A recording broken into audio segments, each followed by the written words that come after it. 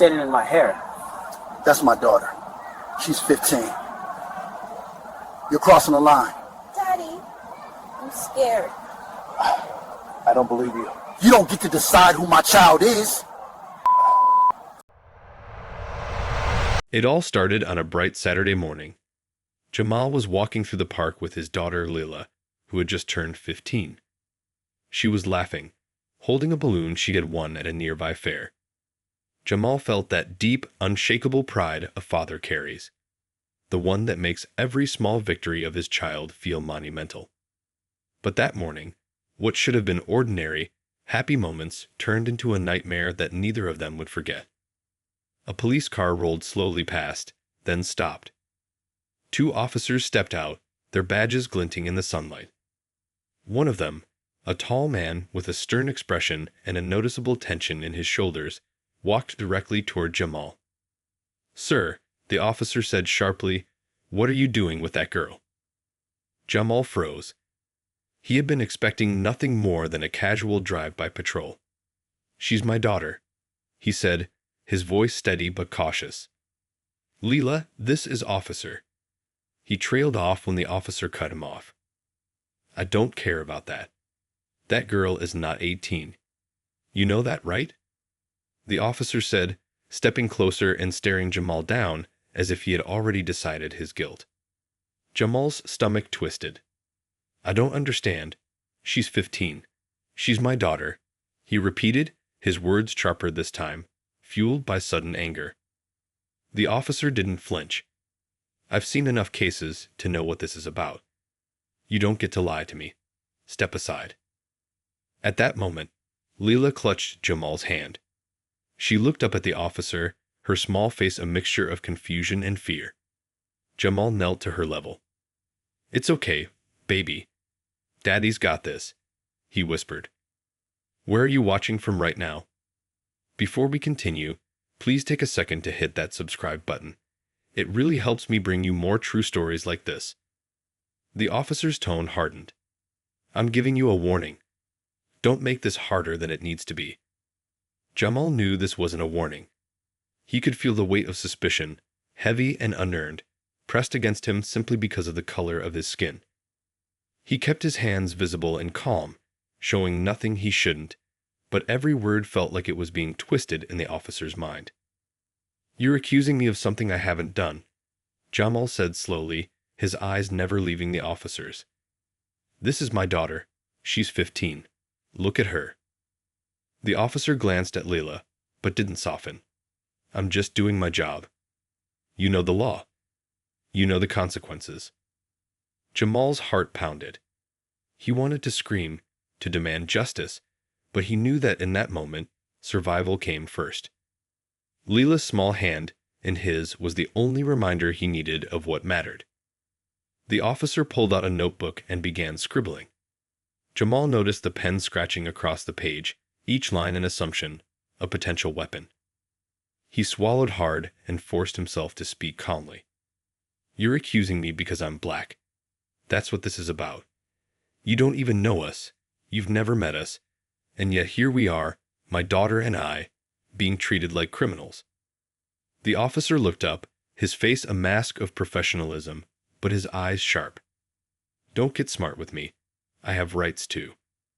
This was the moment Jamal had feared, the moment when reasoning became impossible. His pulse raced, every instinct screaming at him to protect his child.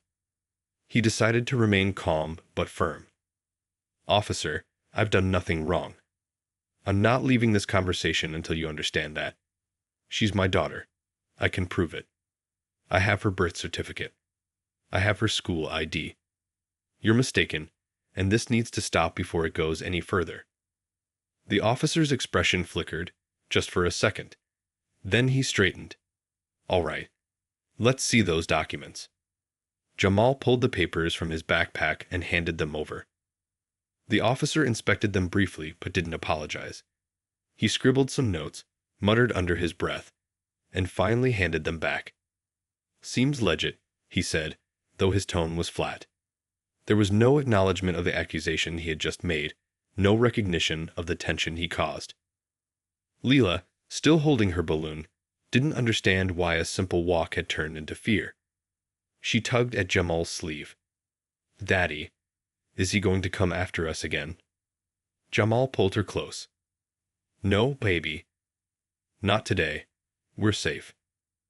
As they walked away, Jamal couldn't shake the weight of what had just happened.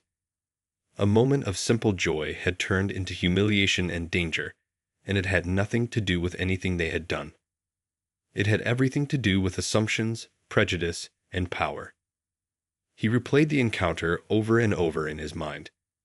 The officer's sharp tone, the cold suspicion in his eyes, the unspoken message that he could be treated as guilty simply because of the color of his skin. He knew this story wasn't over. The park might feel safe now, but the memory of the accusation lingered like a shadow. That afternoon, Jamal sat at the kitchen table with Leela, who was quietly coloring. He kept thinking about how quickly ordinary moments could turn dangerous, how quickly joy could be replaced with fear. He knew he had to teach her not just how to be polite and careful, but how to navigate a world that might see her differently than she truly was. His phone buzzed. Another message from a friend who had witnessed the encounter from a distance. "That cop went too far. Are you okay?" Jamal stared at the message, his fingers hovering over the keyboard. He knew this would become more than a personal incident. It could become a fight for recognition, for accountability. He typed back carefully, "I'm okay. For now. But this can't be ignored." Leela looked up at him, eyes wide. "Daddy, why did he think you did something bad?" Jamal sighed. "Because some people judge without knowing the truth. But we'll keep living our truth, no matter what." And in that moment, he realized the fight wasn't just about proving innocence.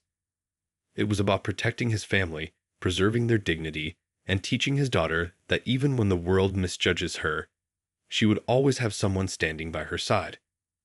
But Jamal didn't yet know that the officer wouldn't let it go. He didn't know that the same suspicion could follow them in places that should feel safe. The tension from the park was just the beginning. And then, as if fate itself wanted to test him further, his phone rang again. A number he didn't recognize flashed across the screen. Jamal answered, bracing himself. The voice on the other end was chillingly calm. "We need to talk about what happened this morning." And with that, the real nightmare began.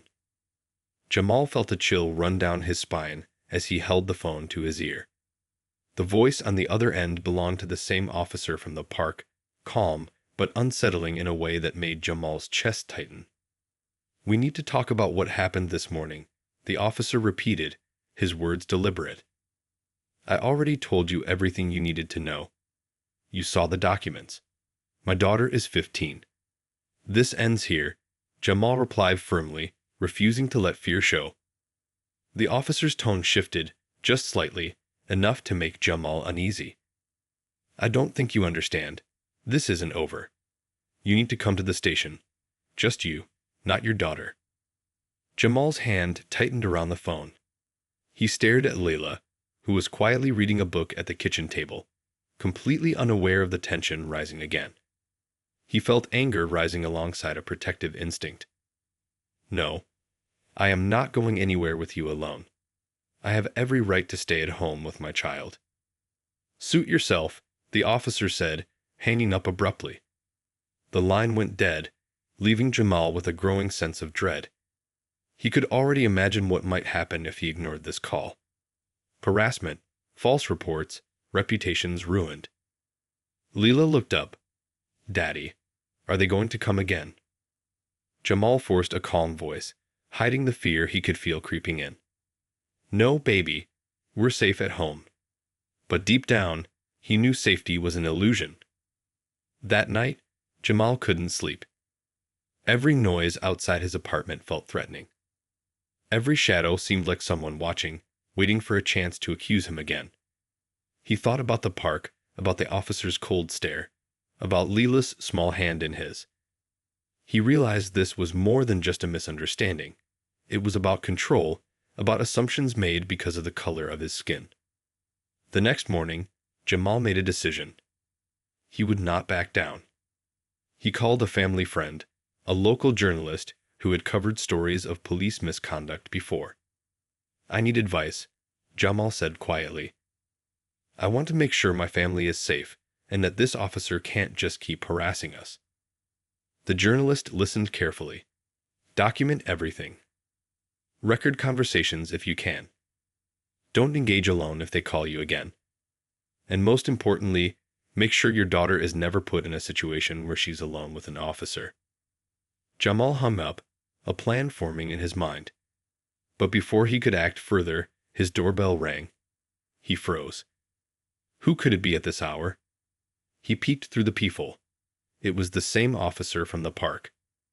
He took a deep breath, feeling every muscle tense. "Leela, stay back," he whispered. She nodded silently, retreating to the living room with a blanket wrapped around her shoulders. Jamal opened the door slowly.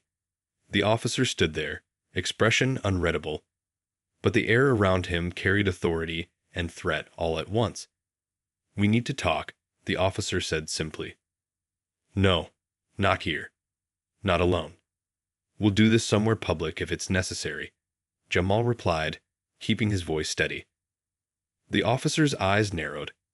"I've been patient, but I can't ignore what I saw this morning. I don't care what documents you have. I need to verify things myself."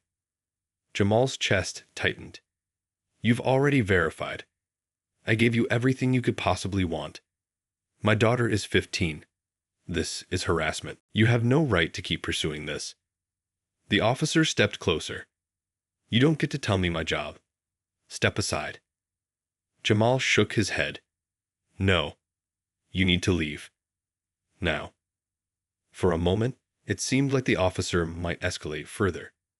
Jamal's hand hovered near the doorframe, ready to protect his space. Then, finally, the officer muttered something under his breath and walked away, slamming his patrol car door behind him. Jamal closed the door, exhaling shakily. Leela ran to him. "Daddy, why did he come here again?" He knelt, holding her close. "Because some people make assumptions without knowing the truth. But that's not our fault. We'll be okay." Despite his reassurance, Jamal knew this was just the beginning. Over the next few days, more subtle forms of harassment began. Police cars patrolled near his apartment more frequently. Jamal received calls from numbers he didn't recognize. Flyers in the neighborhood carried warnings that felt personal and threatening. Every interaction reminded him of the incident in the park. He documented everything meticulously: dates, times, what was said, who was present. He wanted proof, not just for himself, but for Leela, who might one day need to understand why he fought so hard to protect her dignity and safety. Then, one evening, a new threat emerged. Jamal was walking home from the grocery store with Leela when a man in plain clothes approached him. He claimed to be following up on the park incident. Jamal felt the familiar twinge of fear. "I know you," the man said. "You're the father from the park. We need to clarify some details about your daughter." Jamal stopped walking. "She's 15. You've seen her documents. This ends here." The man leaned in, lowering his voice. "You're going to have to come with us. Just for a short while. Don't resist." Jamal's eyes narrowed. He knew resisting physically would be dangerous, but he also knew he couldn't let them take him somewhere private with Leela. "No. Absolutely not. My daughter is right here. I will not allow this." The man's expression hardened. "You leave us no choice." Before the situation could escalate further, neighbors began appearing, watching silently. Jamal raised his hands but stayed calm. "I am not going anywhere with you. Call the station. Let them verify. I have witnesses right here." The man glared, clearly frustrated, and finally backed away. Jamal led Leela home quickly, heart pounding. That night, he sat at the kitchen table with Leela, who was quietly eating dinner. He realized that the park incident had become a turning point in their lives. Everything would be measured against it, from the way they interacted with authority to the way they moved through public spaces. Leela didn't fully understand yet, but Jamal did. He had to be her protector in a world that judged them unfairly. Jamal opened his laptop. He began typing an email to the journalist he had spoken to earlier. He wanted this story told not as a sensational headline, but as a truthful account of what harassment and false assumptions could do to a family. Hours later, exhausted but determined, he leaned back. The apartment was quiet, and Leela slept peacefully in her room. For now, they were safe. But Jamal knew the officer would return, that the world would continue testing them. And he understood something critical. He could not allow fear to dominate his actions. The fight was no longer just about proving innocence. It was about justice, dignity, and ensuring that his daughter knew her worth even when others refused to see it. And just as he was beginning to feel a small sense of relief, another knock came at the door. Jamal froze. Layla stirred, waking slightly. He didn't move immediately, staring at the door as if willing it to stay closed. Slowly, he inched toward the peephole. The figure outside was unmistakable. The officer. Standing there, calm, unyielding, and waiting. Jamal's heart raced. He realized this was no longer just harassment. This was a personal vendetta. And this time, it wasn't going to be easy to diffuse. The next morning, Jamal couldn't eat. His mind raced with the events of the past week, the park, the phone calls, the knocks on the door. Every sound outside felt like a threat. Leela, oblivious to the full weight of what had happened, asked him to help her pick out clothes for school. He forced a smile, but inside, tension coiled like a spring ready to snap. By mid-morning, Jamal knew he had to act. Waiting passively wasn't an option. He packed his bag with copies of every document he had. Leela's birth certificate, school ID, immunization records, and photographs proving they were a legitimate father-daughter pair. He also included timestamps and notes from every encounter with the officer. This time, he would not leave anything to chance. He called the journalist he trusted. "I'm heading out to the station," he said. "I want someone there to witness this. I don't trust them alone with us." "Good," the journalist replied. "Stay calm. Don't argue unless you have proof. You're stronger with witnesses." The walk to the station felt like an endless gauntlet. Every passing car, every pedestrian seemed to magnify the tension. Leela clutched his hand tightly, sensing his unease. "Daddy, I'm scared," she whispered. "I know, baby. I know," Jamal replied, holding her hand firmly. "But we're doing the right thing. We'll make sure they can't lie about us again." At the station, the officer was waiting, leaning against a wall with a smug expression. "I see you decided to come voluntarily," he said. His tone dripped with condescension. Jamal met his gaze, holding Leela close. "I'm here because you keep harassing my family. You've made assumptions that are false, and I've brought proof. We will not allow intimidation to continue." The officer chuckled, shaking his head. "Proof. I've seen enough to know there's more to this than you're telling me." Jamal's patience snapped. "No, what you saw in the park, what you've been saying on the phone, it's baseless. You are harassing my child and me. We are done hiding. You will either acknowledge the truth or face accountability." The officer's eyes narrowed. "Watch your tone. You don't tell me how to do my job." "You don't get to threaten my family," Jamal replied, his voice rising. "You don't get to accuse me of being a predator in front of my daughter without evidence. I've shown you documents, witnesses, everything. This stops now." For a tense moment, silence filled the room. Leela clung to her father, her small face pressed to his side. Jamal's heart pounded. This was the confrontation he had feared but knew was necessary. Then, unexpectedly, a senior officer approached. "What's going on here?" he asked, looking between Jamal, Leela, and the officer. The officer from the park hesitated, then launched into a rehearsed explanation, citing suspicion and protocol. Jamal, calm but firm, presented all his documents. He pointed to the timestamps, the photos, the birth certificate. He explained every encounter, every intimidation attempt. The senior officer listened quietly, eyes narrowing as he flipped through the papers. Finally, he spoke. I see no basis for these accusations. You have provided sufficient proof. This officer's behavior is unacceptable. The first officer's jaw tightened. Sir, with all due respect. No. Enough, the senior officer interrupted. Harassment like this cannot continue. You will submit a full report on your conduct, and you will apologize to this man and his daughter immediately. Jamal felt a rush of relief.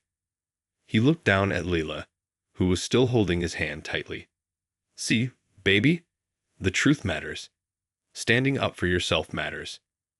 Leila nodded slowly, understanding more than she had before. They were wrong about us, Daddy, she whispered. Yes, they were, Jamal said softly. And now they know it.